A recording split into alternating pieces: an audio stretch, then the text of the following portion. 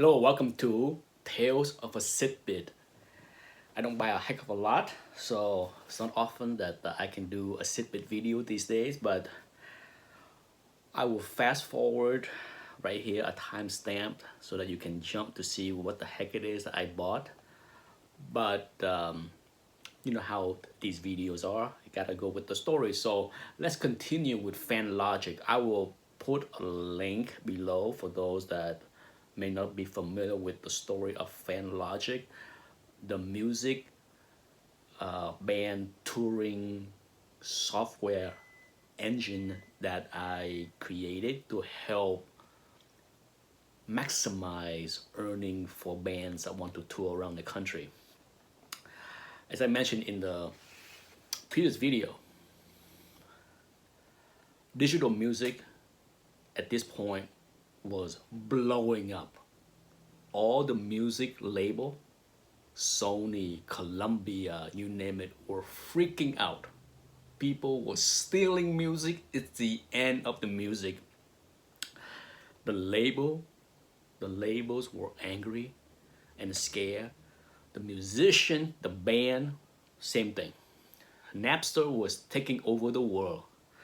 And with the software that I created, well, I had a partner that actually wrote the program, the software, the engine.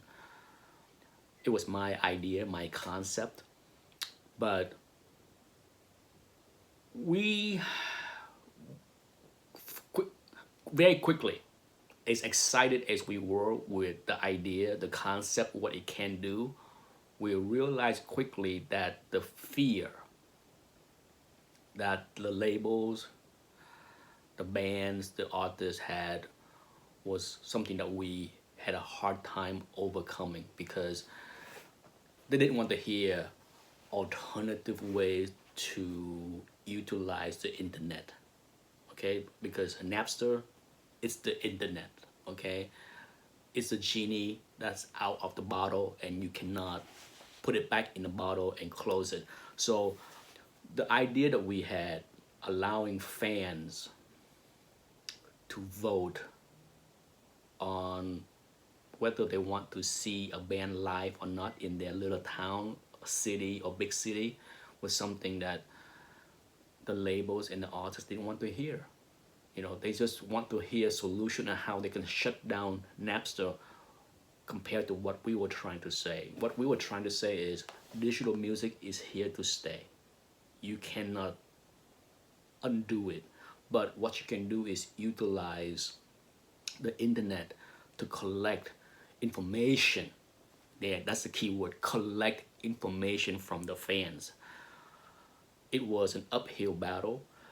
For those that are old enough to remember how MTV was back in those days, if you remember MTV back in the 90s where people can call in to vote for their favorite music video, and every day they have, you know, a show that talk about the most requested videos, things like that.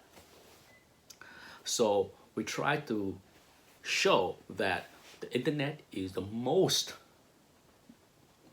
powerful voting tool out there, much more efficient than a telephone can ever be.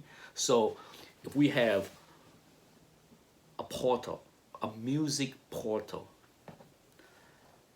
we can unite music fans of every genre around the globe, mainly for now just the US, but we can unite all genre from country to hard rock to pop, you name it, into one portal.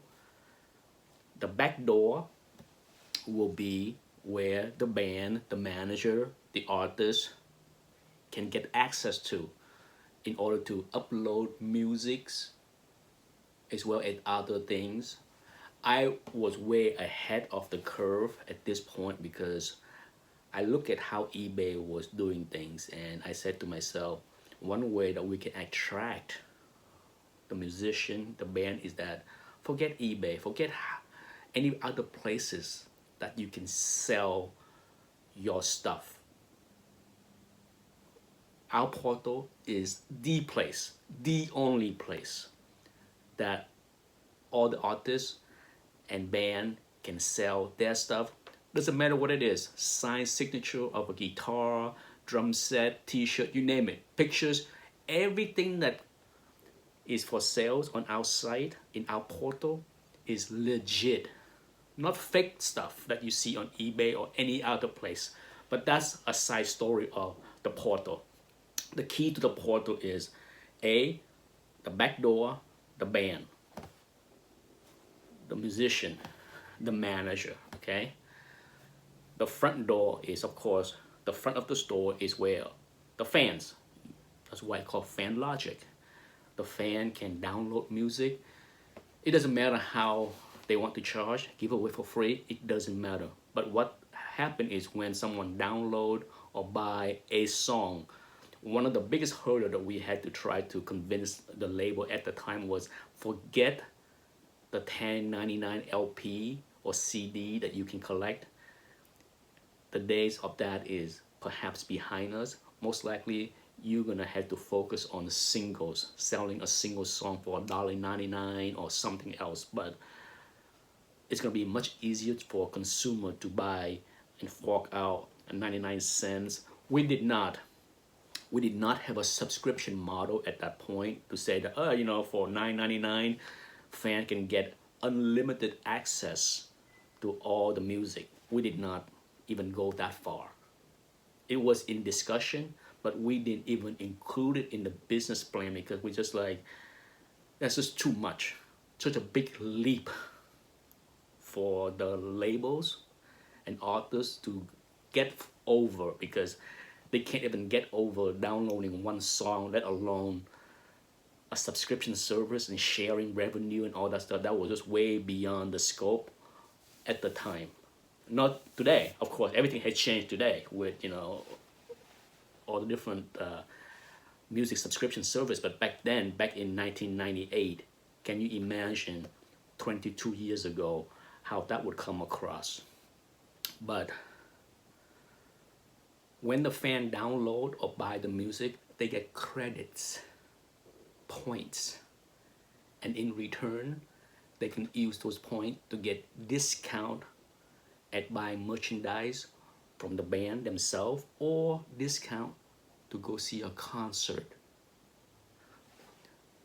We vision a world where a band will have much more hands-on control of the touring, the pricing of the tickets, and the ultimate goal that we try to sell to the label and the band is that you can make more money with touring. So whatever less you make with the music, you will get more on the back end with touring and selling merchandise.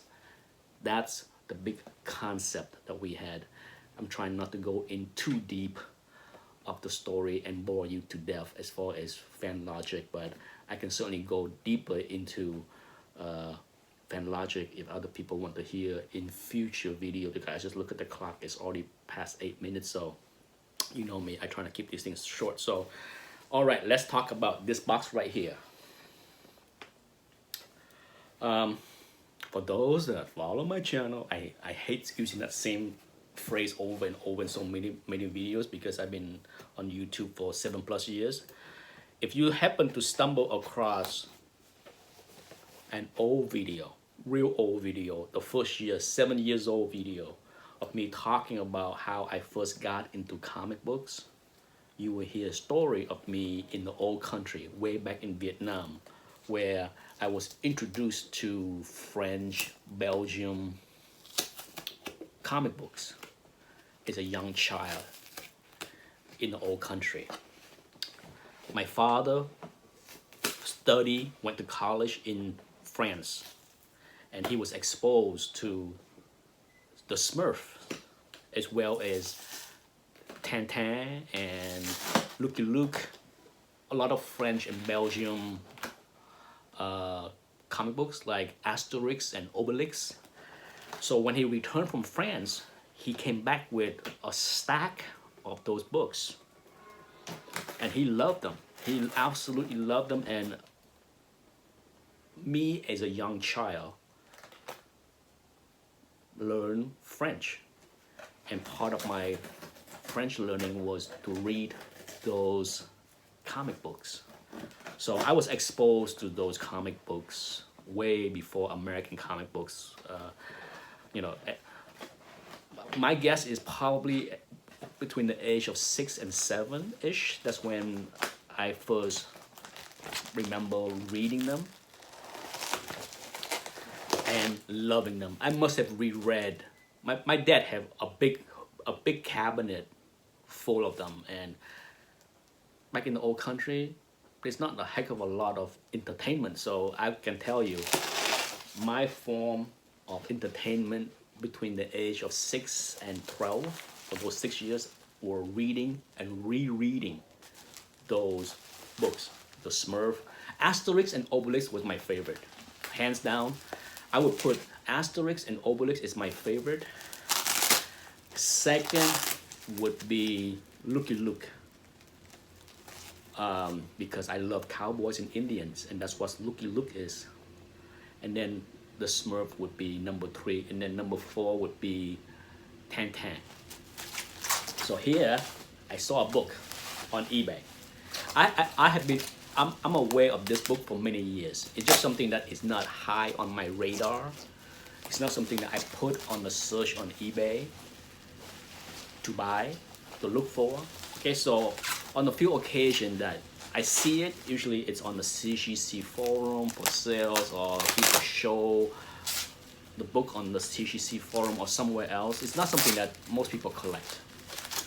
My God, this thing, there are so much wrapping used here.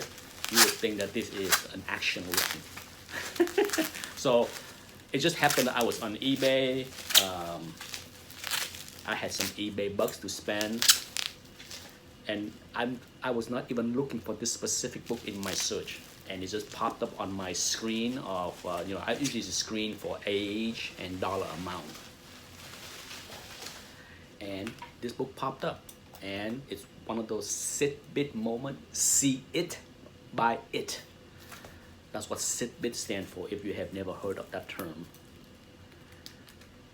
And I made an offer. I saw the book, I made an offer, and a deal was struck.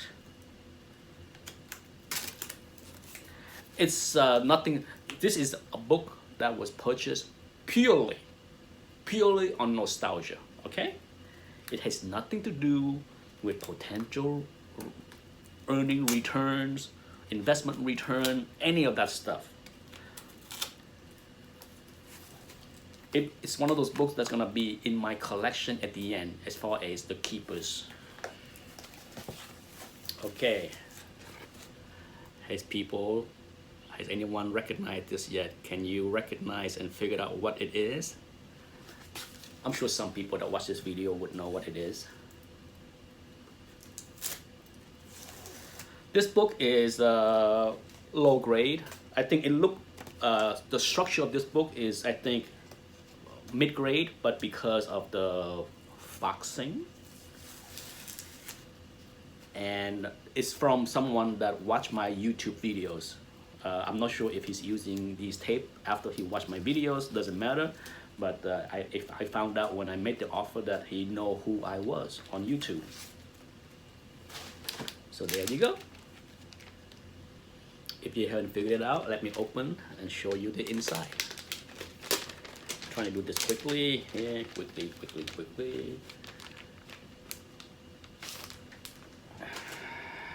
Okay. So that's the cover, the back cover. This is a Belgium. Okay, it's made out of like newsprint kind of, you know, so it's not like a glossy, fancy paper. Oh man, I can't wait. This is my first time ever owning this book, so I can't wait to sit down and flip through it. But let me go to the pages that show you why it meant a lot for me. For those that are not familiar with what this book is. Come on. Where is it? Did I miss it? Okay, I'm going back. I thought I flipped through the whole thing. I didn't see it, so it must have been like a very oh, there it is. Oh, there it is. There it is. There it is. How many pages is? Just 2 pages of this. Uh-huh. Yeah. Okay, here we go. It's the first appearances of the Smurfs.